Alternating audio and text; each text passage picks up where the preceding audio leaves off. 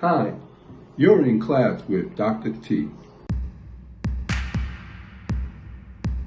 Today I will be discussing the anxiety over Kamala Harris's racial identity, a historical and global perspective.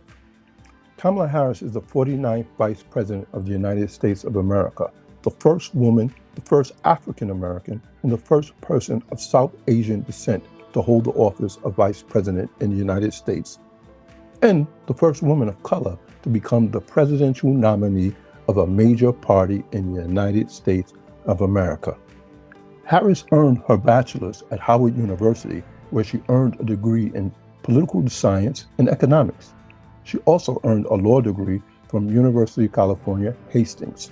She began her career as a prosecutor, eventually becoming district attorney of San Francisco before advancing to state and national roles. She served as Attorney General of California and U.S. Senator from California as well. Born to an Indian mother, Shamela Gopalan, a cancer researcher and civil rights activist, and a Jamaican father of African descent, Donald Harris, an economist and professor. Harris embodies a complex intersection of racial and cultural identities. Although race is widely recognized as a social construct with no biological basis, its implications have profoundly shaped personal identities, social dynamics, and political landscapes. Kamala Harris' ascent to the vice presidency has sparked significant discussion and anxiety over her racial identity, reflecting broader societal tensions in the United States and globally. There have been several instances where public figures or commentators have questioned Kamala Harris' racial identity or expressed anxiety over her Black identity. For example, Tariq Nasheed, a Black social media personality and filmmaker, has tweeted over and over again that Kamala Harris is not African American because she is not, quote unquote, a foundational Black, meaning because her parents were immigrants from India and Jamaica, and the fact that she spent part of her childhood in Canada, she is not a real African American, quote unquote. Others, like Donald Trump Jr., the former president's son, has shared tweets also questioning Harris's identity. He was quoted as saying, "Is this true? Kamala Harris is not Black. She is half Indian and half Jamaican." He would later delete this tweet. However, his father, the former president himself, Donald Trump, said, "She was always of Indian heritage and she was only promoting Indian heritage." Trump said, "I didn't know she was Black until a number of years ago when she happened to turn Black, and now she wants to be known as Black. So I don't know. Is she Indian or is she Black?" Many other conservative media outlets have expressed similar doubts about Harris's racial identity, often emphasizing her South Asian heritage as a way to question her authenticity as a Black woman. These instances reflect the anxiety and confusion around Harris's identity, rooted in the rigid and often exclusionary definitions of race in American society. I want to examine the roots of the anxiety surrounding Harris's racial identity from a historical perspective specific to the United States, but also considering global views on race. In addition, I want to touch on the complexities within the African American community regarding her acceptance as, quote unquote, authentically African American. In the United States, the concept of race has been deeply entrenched in the nation's fabric since its inception. The quote unquote one drop rule, a principle that emerged during the era of slavery, classified any individual with even a trace of African ancestry as Black. This rule was instrumental in maintaining the racial hierarchy that positioned white Americans at the top and Black Americans at the bottom, reinforcing the social and economic structures of slavery and segregation. The rigid racial categories established during this period have persisted influencing how race is perceived and experienced in contemporary America. Kamala Harris, as a woman of African and South Asian descent, challenges the historical binary understanding of race in America. Her mixed heritage complicates traditional racial categories, creating anxiety among those who are uncomfortable with or resistant to the evolving demographics and multicultural reality of the United States. This anxiety is amplified by the fact that Harris's racial identity does not fit neatly into the black-white dichotomy that has dominated American racial discourse. The anxiety over Harris's racial identity also reflects broader societal fears related to the shifting demographics of the United States. As the country becomes increasingly diverse, with no single racial or ethnic group holding a majority, some segments of the population perceive these changes as a threat to the historical dominance of white Americans. Harris's prominent position in government symbolizes these demographic shifts, which can trigger anxiety and resistance among those who fear the loss of their traditional social standing. Colonial powers across the globe imposed rigid racial classification on indigenous and colonized populations as a means to justify their exploitation and maintain control over these societies. These classifications rooted in a hierarchy that privileged European or white identities at the top, were instrumental in the establishment of social, economic, and political systems designed to subjugate and exploit non-white populations. The legacies of these classifications continue to profoundly shape racial identities and relations in post-colonial societies, creating complex and often contradictory dynamics that differ from those in the United States. In Brazil, the legacy of colonial racial classifications is particularly complex due to the country's long history of slavery and its large population of African descent. Brazil was the last country in Americas to abolish slavery in 1888, and since then, the ideology of quote-unquote whitening has been a significant part of the national discourse on race. This ideology was based on the belief that the Brazilian population could be quote-unquote improved or quote-unquote whitened through interracial unions with Europeans, leading to a gradual dilution of African and indigenous blood. The Brazilian government promoted this policy of whitening in the late 19th century and early 20th centuries, and European immigration was encouraged to increase the white population. The implicit goal was to erase Black and indigenous identities, reinforcing anti-Blackness and the marginalization of non-white populations. Despite Brazil's official narrative of racial democracy, which claims that the country is free of racial discrimination, anti-Blackness remains deeply ingrained in Brazilian society. Afro-Brazilians are disproportionately affected by poverty, violence, and limited access to education and healthcare, reflecting the enduring impact of colonial racial hierarchies. Brazil's racial identity is also characterized by its fluidity, with a wide range of terms used to describe skin color and racial features. However, this fluidity often masks underlying racial inequalities and allows for the persistence of anti-Blackness. In contrast to the binary racial classifications commonly found in the United States, Brazil's system has historically allowed for more nuanced identities.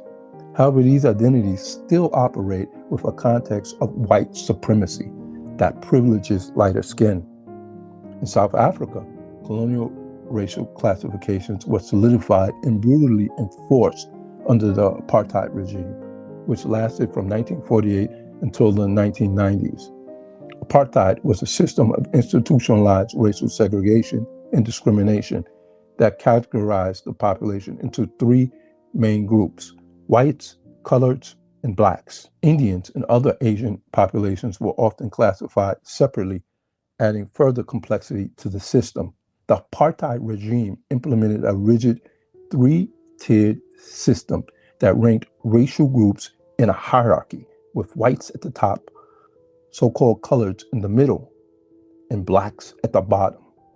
This system dictated every aspect of South Africa, from where people could live and work to whom they could even marry. The Population Registration Act of 1950 required every South African to be classified into one of these racial groups, often based on arbitrary physical characteristics or social perceptions. The impact of apartheid's racial classifications continue to shape South Africa's society today.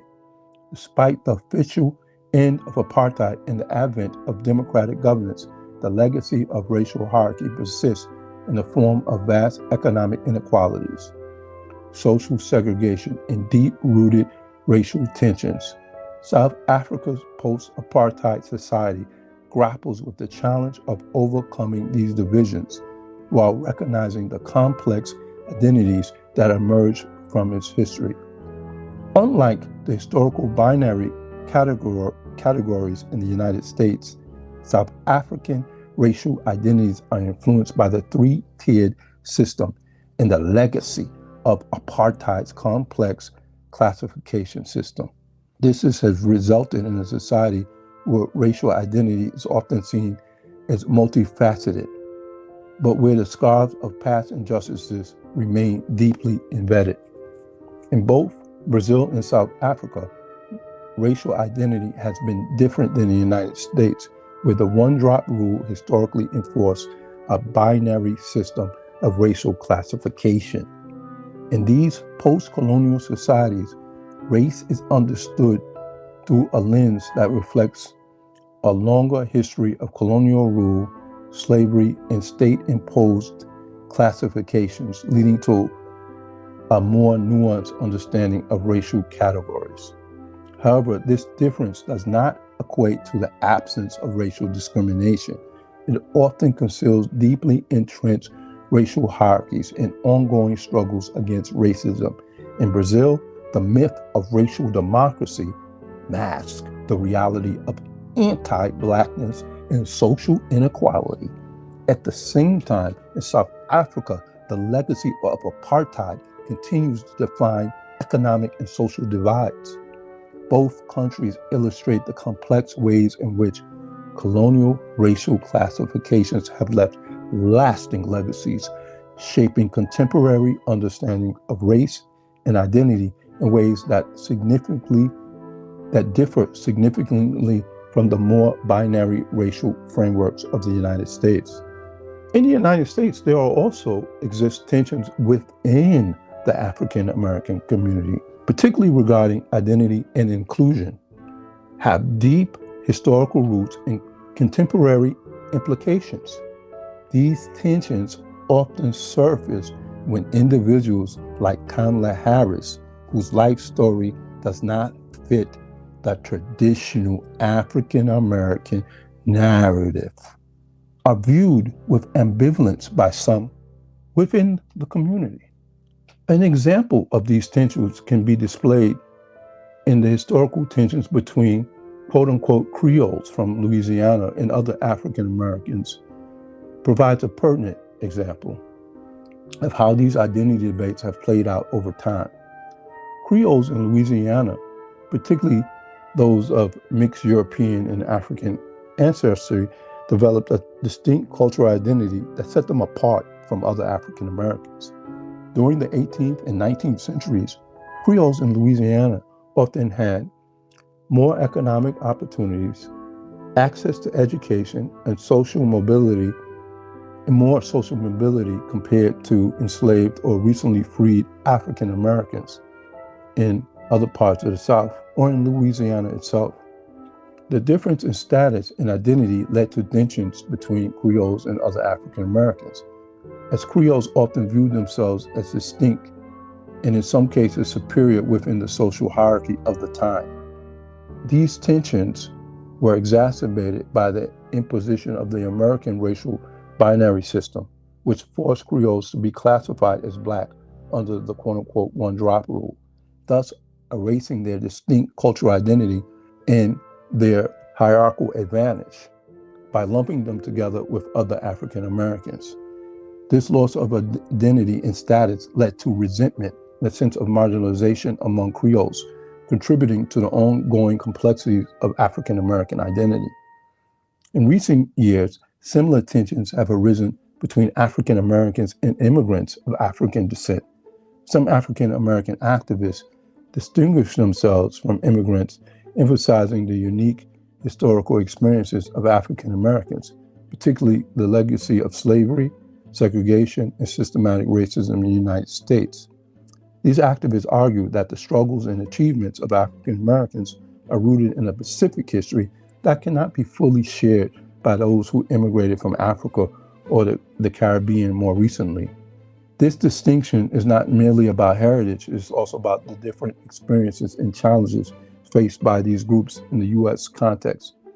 African immigrants and their descendants may navigate racial dynamics differently, sometimes benefiting from the perception that they are distinct from African Americans, who are descendants of enslaved people. This could lead to tensions around issues of representation, identity, and most importantly, solidarity, particularly in the context of political representation and cultural leadership. These internal debates reflect broader discussions about what it means to be African American in an increasingly diverse society. As the U.S. becomes more racially and ethnically diverse, the boundaries of African American identity are continually being negotiated. Some within the community may struggle to accept those whose backgrounds or experiences differ significantly from the conventional African American narrative. However, this ambivalence is more about defining the community's identity and figuring out ways of collective struggle to gain equality in the society. Kamala Harris' connection to the community, the broader societal anxiety, often stems from resistance to changing racial dynamics and the fear of losing established power structures. The African American community's ambivalence is more about defining the boundaries of identity and inclusion, and also how to come together to fight these racial hierarchies. In conclusion, the anxiety over Kamala Harris' racial identity is deeply rooted in historical, society, and global dynamics.